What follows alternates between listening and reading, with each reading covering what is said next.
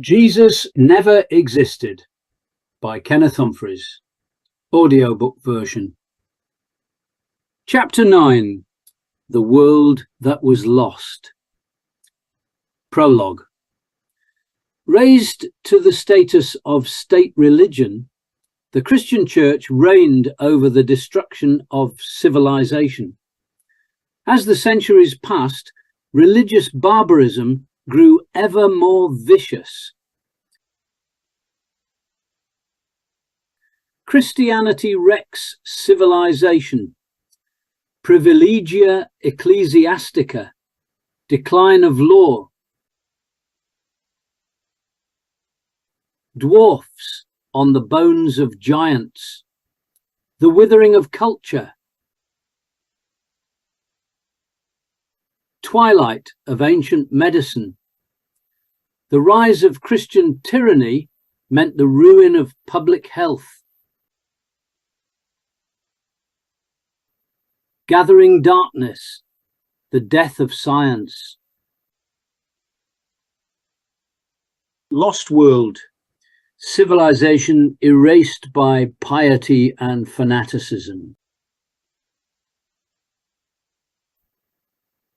Chapter 9, first section, The World That Was Lost. Christianity wrecks civilization. Privilegia ecclesiastica. Decline of law. Early in the 1st century AD, Emperor Augustus established a Roman colony at Berytus, modern Beirut. Here he stationed 2 legions to keep an eye on a Greco-Semitic province, which had sided with his old enemies Antony and Cleopatra. But he also commenced a lavish building program in the city. 200 years later, and having grown into a major port, Berytus was renowned for its school of Roman law. The school had been founded in 200 AD by the Emperor Septimius Severus, a monarch who appreciated legal reasoning and nurtured its development. His marriage to the formidable Julia Domna had forged an imperial link to a prominent family of the nearby Syrian city of Emesa. Berytus was the first school of Roman law in the Eastern Empire and reached its apogee in the 3rd century with the professorship of its 2 most famous jurists, both natives of Phoenicia. Papinian, died 212, and Ulpian, died 228. Both served as imperial advisors. The law school continued to furnish the eastern provinces of the empire with jurists and magistrates for 300 years. The decline of the school and of law within the Roman Empire went hand in hand with the rise of the Christian Church. A class of priestly parasites. Quote, the emperor might be saluted as the father of his people, be he owed a filial duty and reverence to the fathers of the church, and the same marks of respect which Constantine had paid to the persons of saints and confessors were soon exacted by the pride of the episcopal order.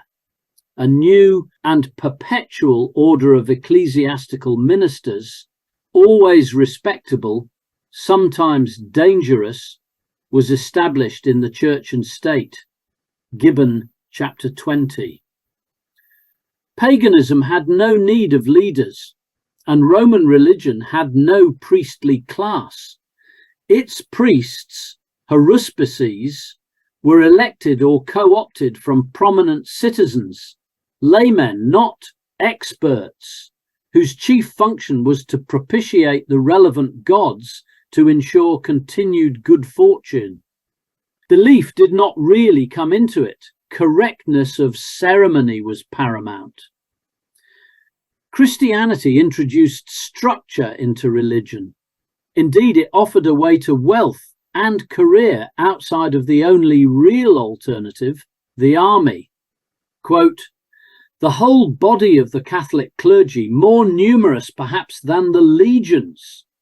The cathedrals of Constantinople and Carthage maintained their peculiar establishment of 500 ecclesiastical ministers, 60 presbyters or priests, 100 deacons, 40 deaconesses, 90 subdeacons, 110 readers, 25 chanters, and 100 doorkeepers. The clerical name and privilege were extended to many pious fraternities. 600 parabolani, or adventurers, visited the sick at Alexandria. 1,100 copiatai, or gravediggers, buried the dead at Constantinople. And the swarms of monks who arose from the Nile overspread and darkened the face of the Christian world. Gibbon, chapter 20. The revolution of Constantine transformed the church beyond recognition. Bishops and priests, no longer elected or acclaimed by the brethren, but members of a self-perpetuating order, enjoyed exemption from taxation and all other public service. As state officials, they received generous stipends, and as custodians of the church, bequests from those who died. Whilst they might not own church property, theirs was a privileged and exclusive use of ever grander riches and properties during their own earthly presence.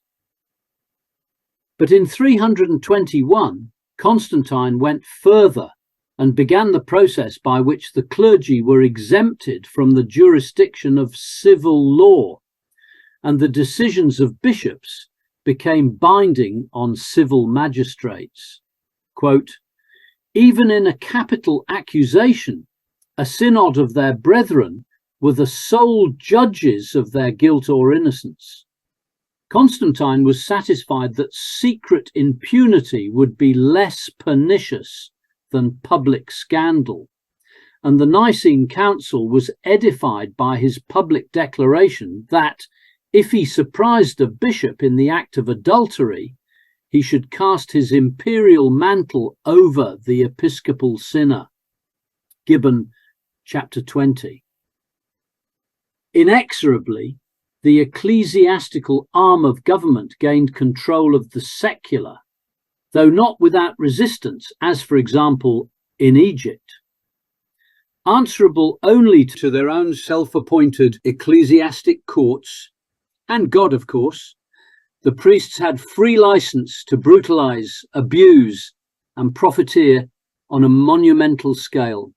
Given the level of paedophilia and corruption within the church in our own enlightened age, the suffering of humanity through the dark centuries which followed beggars belief. An end to justice.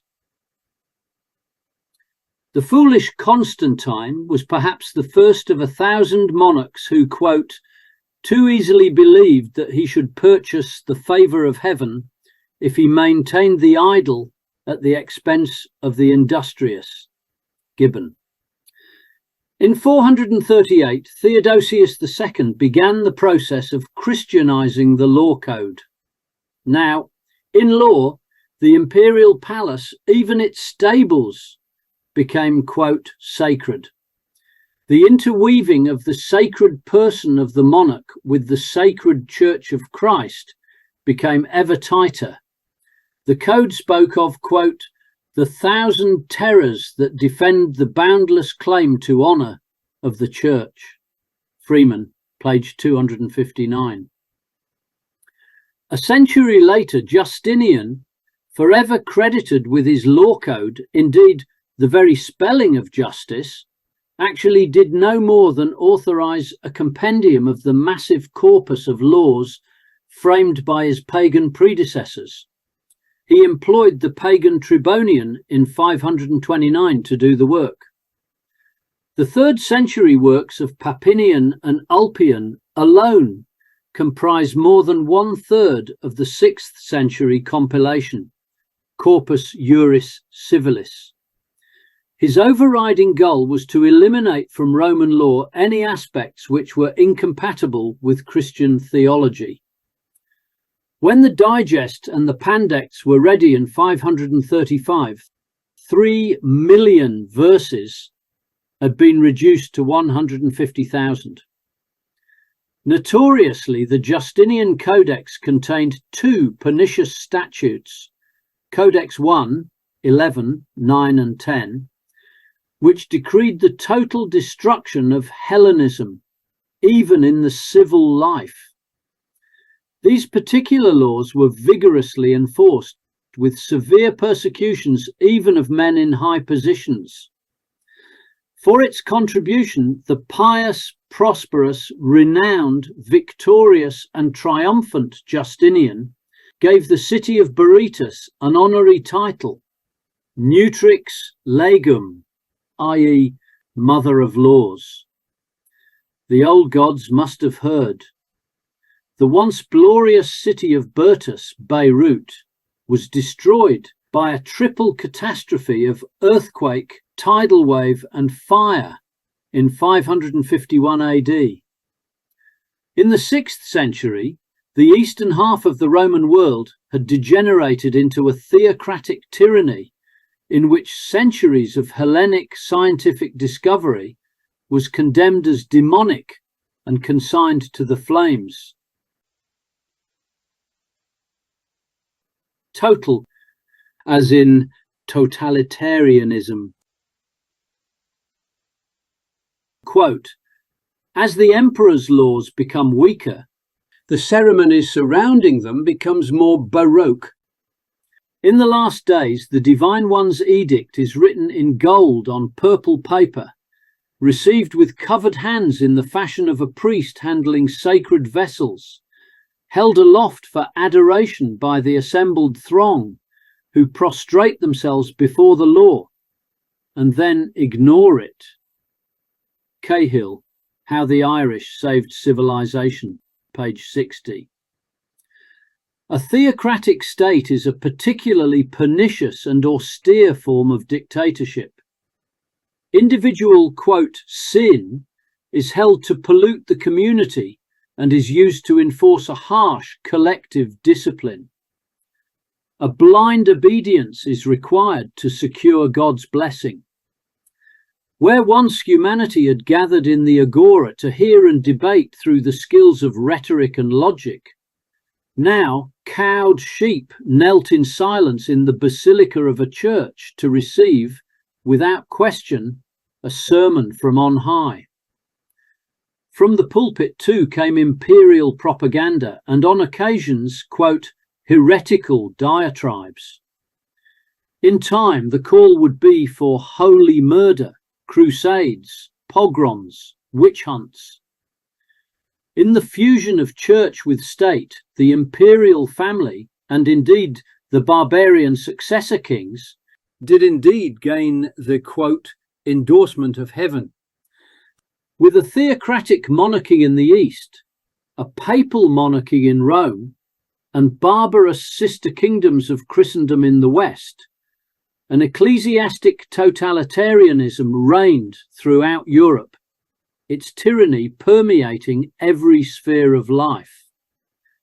Faced with such almighty autocracy, the ancient liberties of the common people, if only ever slightly referenced by tribunes and assemblies, dissolved before the so-called divine right of kings and privilegia ecclesiastica. Quote, the king bears the image of God just as the bishop bears the image of Christ. The frightening words of the 4th century Ambrosiaster. Because the malicious God of the Old Testament frequently acted in an arbitrary, vicious manner, so might kings and emperors with impunity. Thus the ever-pious Justinian saved his throne in the face of the Nicar riots in 532 by the massacre of 30,000 to 50,000 rioters. The only restraint upon boundless tyranny was the collapse of enforceable authority. The study of jurisprudence, the very law itself, became an irrelevance. The cohorts of salvation. Papal appointments were extremely lucrative and for centuries were sold at auction.